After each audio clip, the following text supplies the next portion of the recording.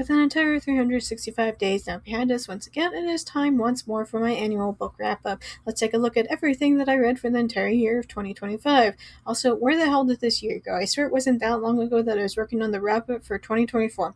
According to Goodreads, I read 60 books this year. This is a slight improvement from last year. Is my expectation for how much that I can reasonably read simply too lofty? No, these books are simply too damn long. It's the kids who are wrong. Anyway, I'm going off from the order in which Goodreads is presenting these books to me. I'm not sure that this is correct, but hey man, at least these books will be talked about. Goodreads also changed the challenge page and is making it more difficult than it should be to see my stuff. But then again, these past several days, Goodreads keeps trying to take me to the Spanish version of books, so I don't know what I'm expecting. Quality? Not on a website that was replaced with Amazon's AI vibe coding a long time ago.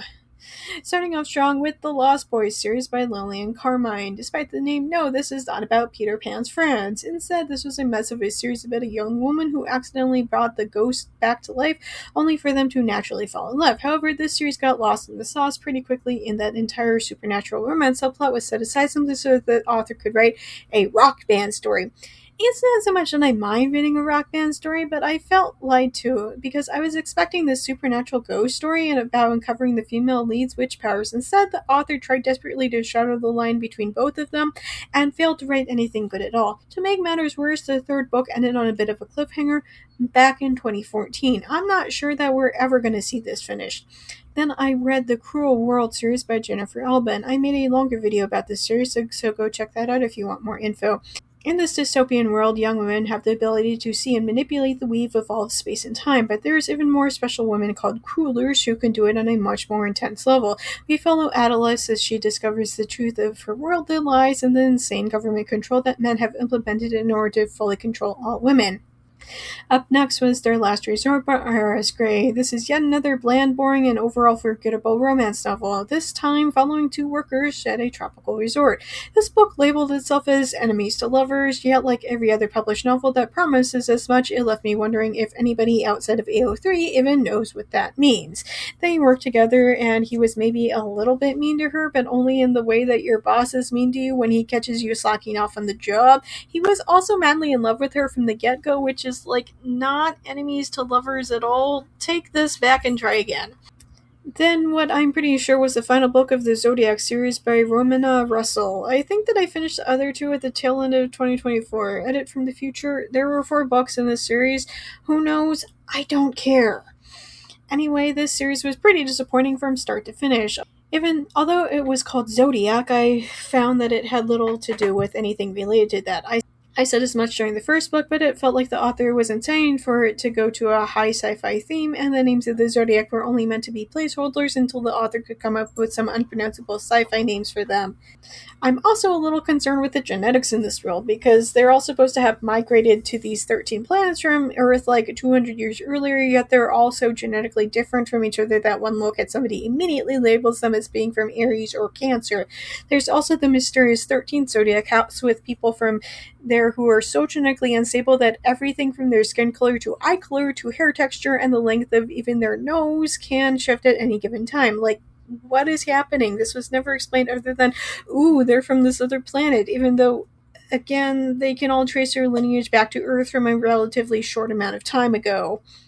The intricate details of how this series ended escaped me, probably because it was dumb and I was simply glad to be finished with the entire thing. But I mainly remember how every single character was pissing me off so much. I hated every single one of them and found little reason to cheer for anything that they were doing. They were so stupid. Up next was In the Likely Event by Rebecca Yarros. I let this as part of my Do These Soldiers Deserve Love video, so you can go watch that if you want more info. I don't really remember a lot of this story except how dumb the entire romance was, mainly that they had only met in person a few times, yet they were clinging to what was painfully obviously a super toxic relationship that had run its course. Then I read Kissing Tolstoy by Penny Reed. This was done for my Do These Teachers Deserve Love video. And I'm not gonna lie, I barely remember the specifics of this. There's only so many different ways that you can write dumb college girl barely legal hooks up with hot guy at bar. In the morning she finds out that he's her new professor for XYZ class. They dance around the subject of how they shouldn't hook up again against the school handbook in many cases, but eventually hook up in the end. This one left zero impression on me whatsoever. Up next was Rescuing Rain by Susan Stoker, which was another book for my Do Soldiers Deserve Love series. In this, two people had literally a one-night stand and became obsessed with each other. Then, sometime later, the male soldier rescued our female lead from being brutally raped after she was kidnapped by terrorists in Egypt. That was a really difficult scene to get through, even if the guys were only bragging about how they were going to rape her. Mainly, why the fuck would you write this? What is wrong with you? Was being kidnapped by terrorists somehow not enough for you that you felt the need to include her almost getting raped? The entire book was a mess of insta-love and whatever the hell that was. Wouldn't recommend. Then it was books 2 and 3 of the Maze Runner series by James Dashner. This was a bizarre dystopian world that was plagued with a zombie outbreak. Oh, the book called them cranks, but they were zombies. Be so for real. The series followed several boys who are immune to the zombie disease as a government agency did inhumane experiments on them to try and find a cure for the general population. But in the end, it felt like they were doing nonsense simply to continue to collect money from the government and hide it in their secret science bunker. They literally wanted to kill the main character to study his brain, which is like not how anything works, thanks. But in the end, I feel like literally the same end would have been accomplished if these kids had simply gone to ground and let the rest of the world die of the zombie plague, which is kind of what happened anyway. A bunch of immune people went off to the literal paradise, leaving the rest of the world to burn. Don't blame them, the entire thing was so stupid. Up next was Not My Kind of Hero by Pippa Grant. This one was another teacher romance, although at least this one was a more age-appropriate, with a high school math teacher hooking up with the mother of one of his students and his new neighbor. I don't really remember much else about this book other than the fact at least it wasn't some barely legal college student hooking up with her professor. Ugh. Then it was Forged in Fire by Trish McCallum. This was another military romance, and the only one that I gave a hard no. These characters do not deserve love to. We follow a soldier who has psychic premonitions as he tries to stop a terrorist cell from hijacking a plane. He meets up with his fated mate at the airport, who is also there because she had a psychic vision of her own. I'm normally okay with stuff like fated mates, but the male lead was thinking of getting her drunk and having sex with her before he explained all of this to her, which landed him firmly in the no category really early on. The trash in these books usually announces itself quite loudly.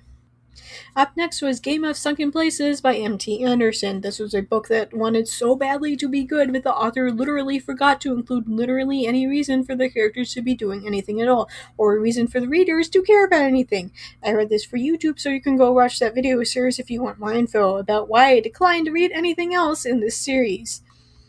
Then it was The Teacher of the Year by M.A. Wardle. This was obviously for my teacher's video, and while it was different, both with the fact that he was a kindergarten teacher but also a gay romance, I found that it was a little too sickly sweet for my taste. There was no real conflict other than the fact that one of them was a recovering alcoholic and the other had an abusive alcoholic for a mother, which wasn't really so much of a conflict as the author desperately trying to add in some problem for them. Up next is Hot Pursuit by Lynn Ray Harris. Why hot in all caps on Goodreads, I cannot say. This was another military romance. I have a vague memory of this, but after a while, even the military romances started to bleed together. Soldier wanted girl, girl wanted soldier. They denied one another, then they hook up for the happy ending. The end. Then it was The Arena by Karen Hancock. I'm not gonna lie, I knew going into this that this was a religious book, and I went in expecting to have a bad time. However, I was pleasantly surprised at how much that I actually enjoyed reading this. In the story, a young college student is sucked into another world, something between Hunger Games Arena and an isekai world. She is told that if she wants to leave, she must pass through a portal, but what they failed to tell her was that the journey would be both physically and spiritually. I do have to warn that this book contained a character trying to rape the main character. However, he did get his comeuppance in that he turned into, it was a demon or a devil. Let's not beat around the bush. He turned into a demon and eventually was killed because of the angelic powers that the female lead ended up getting because of her pure heart and correct choices. I also really like how the main character didn't end up skipping off into the sunset at the end, that even after she returned to Earth, there was some struggle for her to get back with the male lead. Up next was Rock Bottom Girl by Lucy Scorer. This was another teacher romance, and I might be complaining about the barely legal college girl ex-professor books, but I also encountered too many stories where she was down on her luck. The only job available to her was a teaching position at her high school, even though she had no qualifications, let alone a teaching license. She met back up with her high school sweetheart. Nothing bad happened, and she ended up riding off into the sunset with her high school boyfriend 20 years after the fact. Okay, so I found two, but in my opinion, that's 2 nickels too many. My husband and I listened to the audiobook for the other book with the same plot, and he had this to say about it. I'd sooner believe that token elves exist than anything in this story happening for real. Both of these books were nothing but tedious wish fulfillment fodder that offered no real problems and went on for way too long. I'm serious. Why do people like these books without any real dilemmas in them? Even slice of life romances need to have something holding them back. Come on. Then it was Dear Erin by Mariana Zapata. This is another military romance and a pen pal one to boot. However, I quickly grew bored with the pen pal format, if only because nothing was happening for the longest time. I will freely admit that I did eventually skip ahead to the actual face-to-face meeting for the first time. The worst part about this is that right as the romance was finally going somewhere, the stupid book ended. Maybe spend less time writing dumb letters and more time on actual romance. Okay, thanks, bye.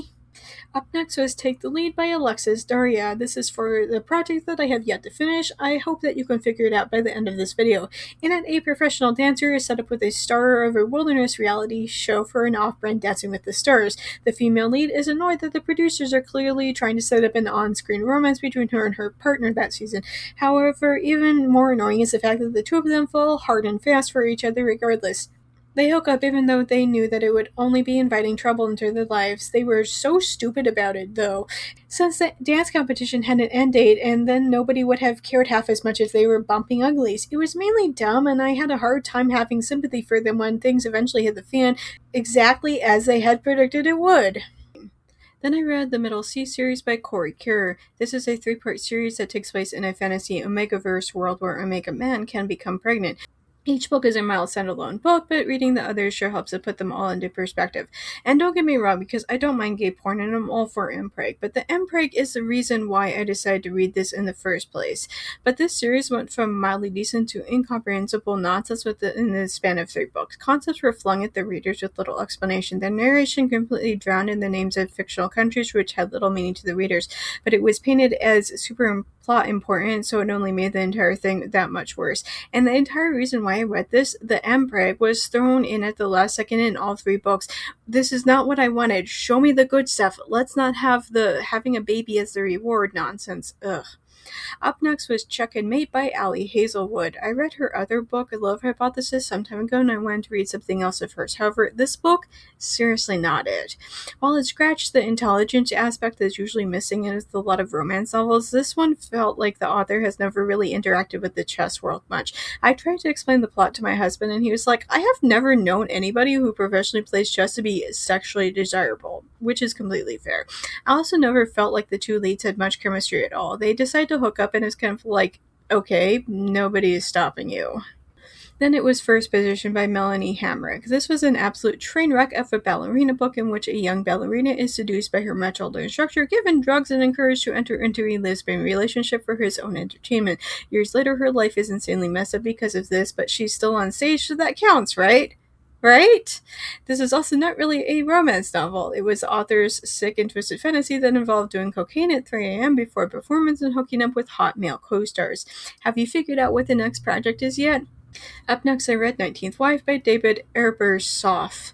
This was a sick peek into Mormon culture, both past and present.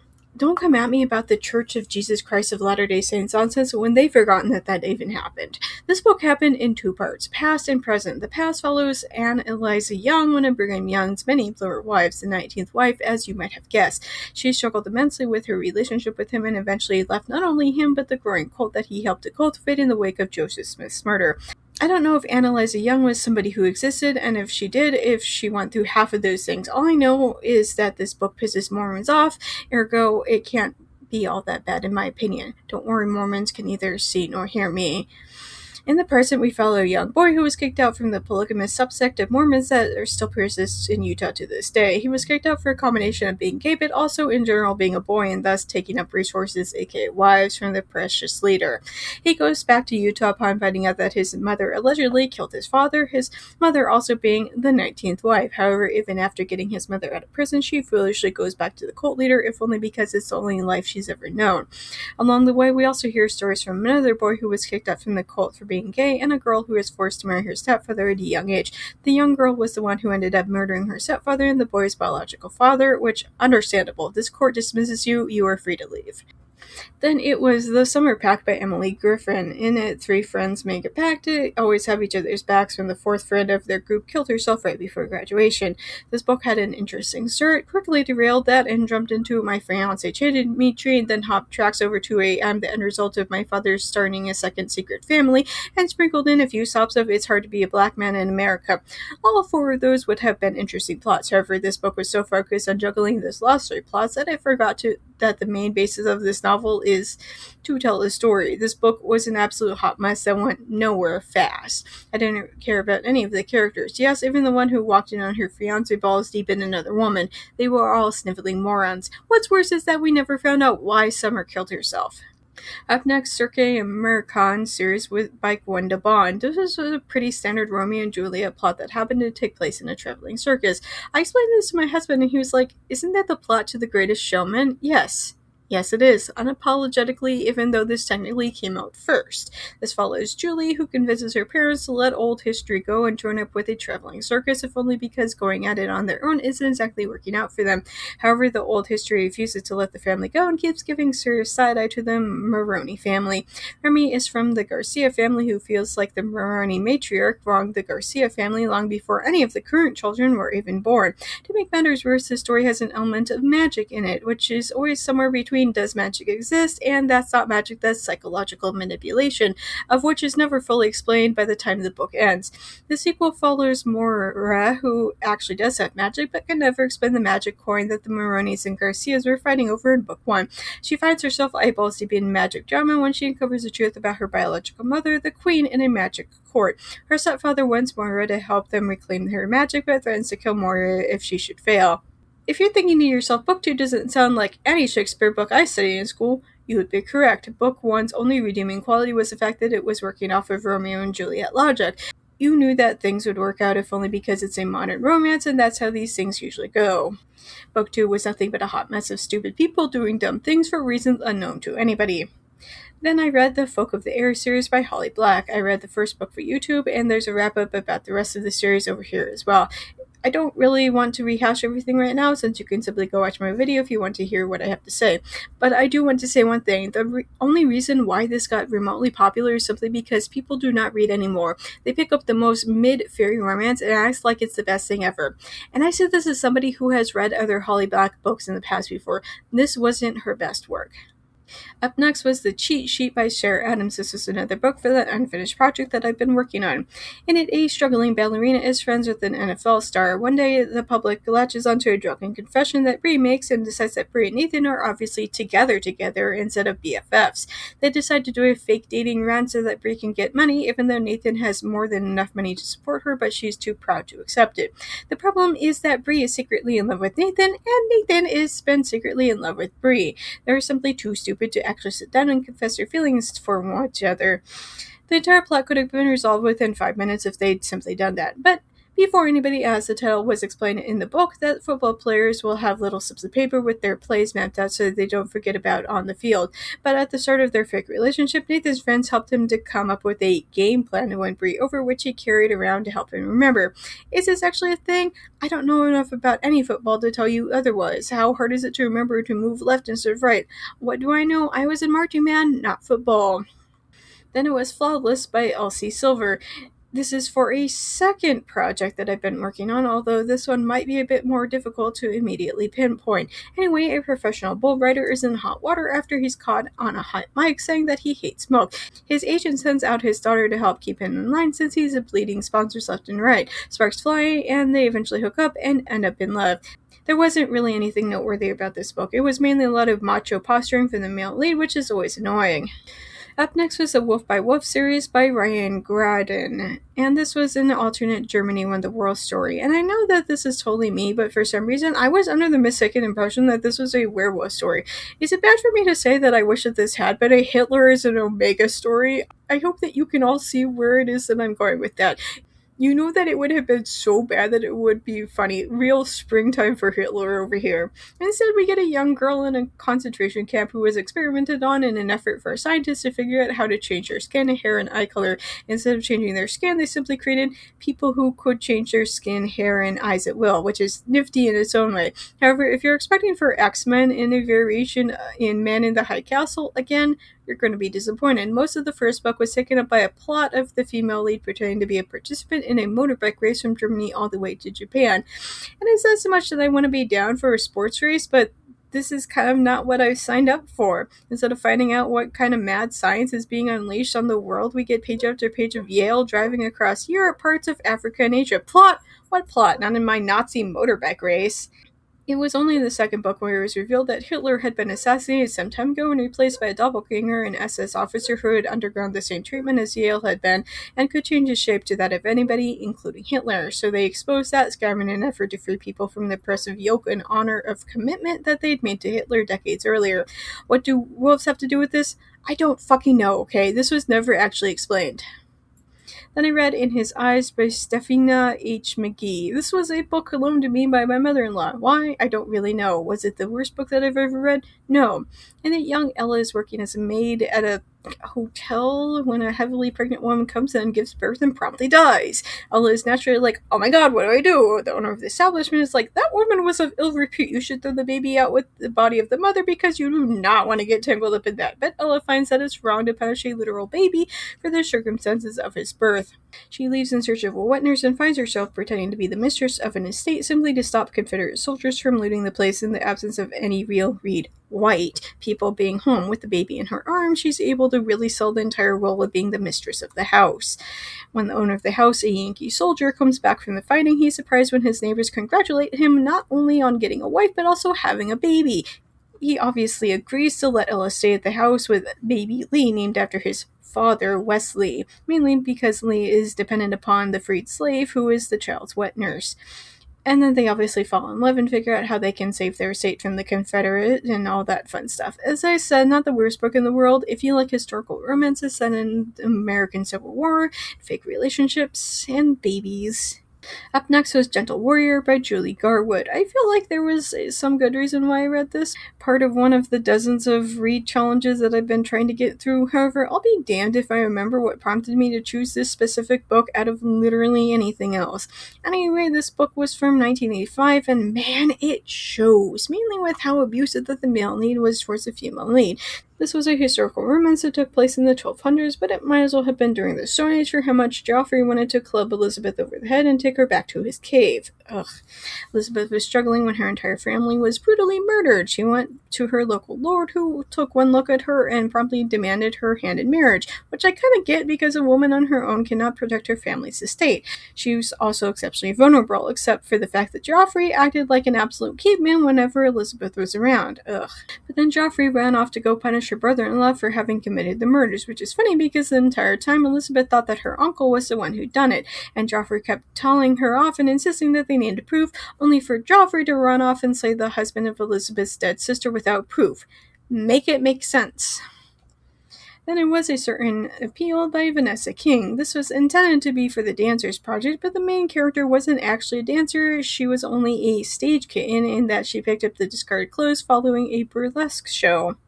Also, all the characters were randomly named after characters from Pride and Prejudice, even though this had absolutely nothing to do with that. Liz Bennet's gay best friend was randomly named Jane, even though that made zero sense. No, it wasn't his surname either. His legal name was literally Jane. Don't ask, as I have no answers. Anyway, she meets Darcy, who is kind of rude towards her, but then he finds out that she was trained to become an interior designer, so he hires her to fix up a building he owns. However, there's a bunch of legal drama that I don't really remember. It was kind of stupid and involved Darcy's father's will. The kind of stuff that any half-baked lure could likely get you out of without too much problem. But as I said, I picked this up because I am reading books about dancers, but since Liz wasn't actually a dancer, only tangentially involved in the world of burlesque, it was excluded from the list. On top of that, it was also laughably awful. Then it was Firebird by Kathy Tyers. This was one of a 5-part series, but I finished the first book and I was like, you know what, I think I'm good. Self-care is me finally learning how to stop reading series that are so unbelievably god-awful. Anyway, the main character entitled like Firebird, sidebar, but with an awesome name, too bad that it was based on such a miserable book, is the fourth child born to a royal family, which is only a bad thing when I tell you about her people's culture. They force a woman to have 4 children, the oldest to take over once the mother dies. The second is a spare, then 2 more in case something happens to the first 2 children. However, as soon as the eldest gets married and pops out her first 2 children, society then puts the pressure on the youngest 2 children to off themselves. Firebird has recently graduated military school and goes flying off to go on a mission. However, things go wrong right away, and Firebird tried to take the cyanide pill she was given to prevent her from being captured. But the enemy finds her in time and manages to get her medical help before she can shuffle off this mortar coil. As you can imagine, after Firebird tells them about how she's expected to off herself because her sister is pregnant, they're naturally along the lines of, "Damn girl, you live like this?" They want to help her, and Firebird eventually decides that she doesn't actually want to die simply because her society says so. But her next older sister is angry and upset that Firebird was not only still alive, but that she was spilling planetary secrets to the enemy, so she starts sending assassins to finish the job, all of which are stopped by the soldiers of the people that Firebird now threw her lot in with. Along the way, the guy who rescued her changed her name to Mary in order to hide her, which is fine, if not for the fact that every single thing about this is practically whacking us upside the head with religious metaphors about rebirth and forgiveness. And you're probably thinking to yourself, that's what you disliked about this, right? I know you hate organized religion.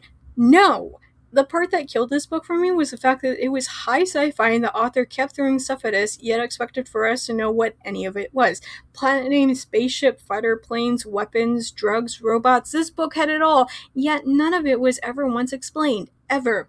Reading through reviews as I read up this commentary also reminded me that the male lead had telepathic abilities, which, wow, I absolutely forgot about all of that. It was also used as a Jesus metaphor because, of course. Up next was the first 4 books in the Expand series by James S.A. Corey. I started reading this mainly because my husband and I watched a TV series based off of these books, and even though the series was good, it was only good up until a certain point. When it was obvious that the entire thing was going to be cancelled, production and writing quality dropped significantly. Oh, sure, they give us a half season in order to finish things up, but still, I want closure, damn it! Overall, it's a pretty decent series if you like high sci-fi that reflects modern day problems. It's basically what if racism, but in space, with tensions high between Earthers, Martians, and Belters, aka the people who have spent their lives living in various space colonies in zero gravity. At the time of writing this, I'm still absolutely slogging through book 5, mainly because it's over 800 pages. Even if you discount stuff that was cut from the TV series due to time constraints, it's one of those things that the show somehow managed to fix because of the visual media. In a book, you're forced to sit and endure page after page of descriptions of things. On a TV show, they can show you a singular sweeping shot of the station, and you get the general idea of what it is that these people are enduring. In the 4th book, a bunch of Belters decided to go to the first of a bunch of newly discovered planets, but nobody liked that, especially with the idea that there is money to be made from mining these planets. A mini war happens, which is also not helped by ancient alien technology deciding to throw everything it has at the factions of humans, both in orbit around the planet as well as on the surface of the planet. Mainly, it comes down to a bunch of corporate goons deciding that the profits of their company are worth more than human lives, which is going back to my main point of the series, what if bottom problems took place in space? Then, A Rehearsal for Love by Alexander Warren. This is for that unfinished project. A young woman in a bad situation because of her abusive, overly controlling mother decides to take up dance again when a studio opens in her neighborhood. She's instantly approached by the new owner, a famous hip-hop dancer who is now semi-retired to do teaching. The entire setup for this book is absolutely nothing but the author's fantasy of hooking up with a hot celebrity who conveniently moves into her poverty-stricken neighborhood, which, sure, Jan, that makes perfect sense. Anyway, while I didn't mind the female lead too much, the male lead had your standard bitchy girlfriend when he met the female lead, which then proceeds to cheat on his current girlfriend with the female lead. Like, girl, I don't care how rich the guy is. If he cheats on his current girlfriend, he'll cheat on you. Run! Later, she becomes pregnant with him. Her mother treats her out and shames her for having gotten into this situation now twice. But because she's with Mr. Richie Rich, she runs off to be with him, even though she isn't even sure that she wants to keep the baby since her dance career is finally starting to take off. The male lead shames her into keeping the baby, if only because he's at the point of his life and career where he wants a family. Forget the fact that all he had to do was an entire two-pump chump business. She's going to carry this baby, let it wreck her body, take her out of commission for at least a year, and then she does decide to keep the baby, and this is somehow painted as it being a happy ending. Ugh, I hated this. Up next was the Cursebreaker series by Bridget Kimmerer. Book 1 was about a young girl, Harper, from Washington, D.C., who gets, let's be real here, she was isekai'd into the land of Beauty and the Beast. Prince Ren has been trapped in this curse for over 70 years, starting from the first day of autumn until the last day. Every season, his only remaining friend, Gray, would go over to Earth to find a new woman for Ren to try and woo, but nothing ever changed, and at the end of the season, Ren would turn into a monster and slay everybody in sight. This subplot was mainly an exercise in futility, mainly because Ren knew all of the right things to say. However, none of that stopped him from being the human monster who deserved to have the curse put on him. He was an egotistical pig who had learned literally nothing in the 70-plus years he'd been stuck in the curse. In the end, the curse was broken not because Harper had fallen in love with Ren, but because she loved the kingdom of Emberfall, which should have never been allowed to break the curse, if only because, again, Ren never learned a single lesson about how to not be a jerk. Book 2 had him dealing with the fallout of a badly timed rumor that his late father, the king, had sired his son before Ren was born, and every single person Emberfall expected for the so-called heir to show up and save them. However, as it turns out, this heir was Ren's singular friend Gray, whom Ren decided that he needed to kill, not only because Gray was the heir, which there is never any proof about this other than what the evil sorcerers who cursed Ren told him, but also because Gray can do magic, which is bad. Gray runs off to the enemy kingdom of, I call it Sid Swallow because I care not for the unpronounceable fantasy names, where he proceeds to shock up with the princess, who kills her mother and becomes the queen. Gray and Leah tell Ren that he needs to stop being a moron, but Ren won't listen to anything other than his own overly inflated ego. And I'd like to remind everybody that poor Harper is still stuck there and now sees Ren for the absolute louse that he is. Book 3 was nothing but them whining about the poor decisions that they'd made that led them to that point. This dragged on until the author felt confident in bringing Lilith back and forcing Harper to run to Gray for help. Gray goes over and kills Lilith, and then Ren merrily lets Gray simply take over the kingdom. It was stupid and felt like a massive waste of everybody's time. This ending was seriously not it. Then I read Instructions for Dancing by Nicola Yoon. It was another for that side project that you should have figured out by now. In it, the main character Evie is dealing with the emotional fallout of her parents getting divorced when she randomly gets powers that let her see a couple's future whenever she witnesses them kiss. In order to try and stop these powers, she randomly signs up for dance lessons where she meets a cute guy named Xavier, aka X. I'll take names that have aged like milk for 100, please. If you're expecting for me to tell you how her power was relevant to the story, I'm sorry, but not even the author clearly thought the entire thing through. It was never explained and randomly went away on its own after she learned how to be emotionally vulnerable with X. Also, the book ended with Evie brushing over the fact that X died 8 months later from an uncaught heart defect, but acting like it wasn't a big deal and that her learning how to be happy and in the moment was the real lesson. I'm not saying this to be mean, but to warn others away from this dumpster fire of an ending. Ugh. Up next was the first book in the Empyrean series, Fourth Wing by Rebecca Yarrow. Yes, I am planning to finish the series before anybody asks. This book was, one review posed the question of how much can be lifted from other earlier works before you can legally stop calling it an original work. Yes, that. I don't really have much to say about this book except for that. This book took the romance elements from the Dragon Riders of Pern series and mixed it with the military elements of the Temporary series. It took zero risks and only really offered up a singular plot twist at the end. As I said, I haven't gotten to read the other books yet, but we'll see where they go, I guess. Then I read Stargirl and the sequel Love, Stargirl by Jerry Spinelli. Book 1 was pretty standard manic pixie dream girl story about a kind of oddball girl who starts at the high school in a small town. Her name is, I wish I was kidding, Stargirl. The main character, Leo, is interested in her romantically until he realizes that being with the social outcast results in him being socially ostracized as well. Although this book was supposed to be about learning how to love yourself even when you're the only one, I found it difficult to like literally any single character. Every single person was objectively awful in various ways. The follow-up book was a year-long letter the tireless Stargirl wrote to Leo but didn't send until the end of the year. She describes in great detail everything about her new life in the other side of the country. However, the characters that we gotten to know from the first book weren't present and were instead replacement goldfish by even more annoying characters. Both books are absolute slocks written by an out-of-touch baby boomer. I looked him up because the writing was so bizarre, and I feel like the last part is even more telling than anything else. Ugh.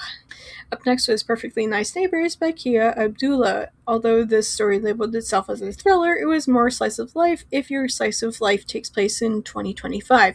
The story revolves around a married couple, both second-generation Pakistani immigrants in the UK, who move to a new house. Their neighbors are raging racists who start to do little things that quickly snowball into big things. Before anybody knows it, the Pakistani couple's 17-year-old son is pushed off of a third-story balcony and things go to trial. Yeah, this isn't thrilling. This is a news article I could have read yesterday. That and it was infuriating to read, and probably not for the reasons why you think. Basically, every single person in this was an absolute moron. Then it was The Ballerinas by Rachel Calpe Dale. This story chronicled the life of a ballerina, Delphine, as she started at a dance academy and followed her all the way until she was in her mid-30s. Life as a ballerina is miserable, isolating, and at times ripe for older men to prey on these young girls who have been isolated thanks to their intensive schools. I wouldn't say that this book was good in the same way that I'd go out of my way to find fanfic about it, but it's good in the way that it portrays the lives of these characters as these three-dimensional people who have flaws, who struggle, who try to figure out how to deal with the absolutely awful things that they've gotten themselves into. Real people are complex creatures with a lot of shades of gray, and this book was really good at depicting that. Up next was T.J. Power Has Something to Prove by Jessamine Cowardio. This was a book about a brown girl who was seen as pretty, but she also comments about how much hard work that she puts in to make herself socially acceptable. When a mean comment surfaces online about how hairy that her chic cousin is, T.J. randomly decides that she's going to stop shaving in order to prove to the world exactly how much work that it takes to be that level of pretty. And I get it, but my main problem with that is that upon talking to her cousin was like, it doesn't bother me. I'd also like to add that TJ wasn't even all that close with her cousin and made it a point to not hang out with her at school. So why was it bothering TJ so much? She made the bullying her cousin was experiencing all about herself, and then was surprised when people were bullying her and her boyfriend broke up with her. I think my biggest problem was how quickly that TJ and the author were to throw white women under the bus, claiming that they weren't hairy in the same way and often comparing their body hair to peach fuzz. As a certified hairy white girl, the idea that only brown girls can be hairy hurt a lot and was absolutely uncalled for. You don't get to make a message about loving your body while throwing every other race of women under the bus. Then Poughkeepsie by Deborah Anastasia. There are two things you need to know about this story. The first being that it's a pulled-to-publish Twilight fanfic. The second is that it's a romance novel where the Edward Cullen is a mentally ill homeless man. How do I know that it's Twilight fanfic? Because the mental illness manifested itself as, if I go into the sun, then my skin will sparkle. I cannot go into the sun. Yeah. I hope that tells you everything that you needed to know about this story. There were two other books about this. I thought that they would be about Edward's two siblings finding their romance and happy ending. Instead, all three subplots are shoved into this one book. Books 2 and 3 were about the mobster brother chasing after his love interest. Hard pass, thanks. This singular book was difficult enough to get through. I don't want to waste any more brain cells slogging through that. Up next was Death Dancer by Jasmine Silvera. This was a bizarre supernatural romance book where people danced to appease the gods. One day, a young dancer got contracted by a necromancer to help him summon a god so that he could solve a string of murders. It was one of those things where the world building was so fascinating. After all, a world where not only gods exist, but are appeased simply by women dancing to call for them, and then the gods grant people good luck or pregnancy or a new job or whatever. Awesome, but the romance aspect of this fell flat. It was kind of one of those insular nonsense things that made zero sense.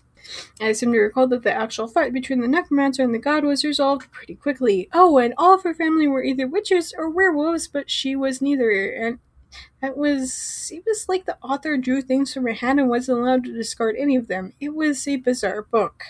Then I finished How to Marry a Lich by Lizzie Strong. I read it because I'd been wanting to read more monster romances and then remembered that I have free will. The book started off really strong by introducing a strong, independent female lead. It was also pretty funny to boot. However, before 100 pages had passed in this 500-plus page novel, Dahlia had already fallen in love with the Lich Sebastian and married him. And it was around this point that everything started to fall apart. The humor started to become more forced, and the plot began to become an increasingly confusing mess the longer that I read. It was also full of grammatical errors and weird typos. Editors? Not in my sexy lich novel. But my meter for truly awful novels is so broken, so Sebastian didn't have Dahlia yell at her or try to trick or baby trap her somehow. 3 stars, I guess? And that would appear to be my year in books. Here's hoping that we can all read some good things next year.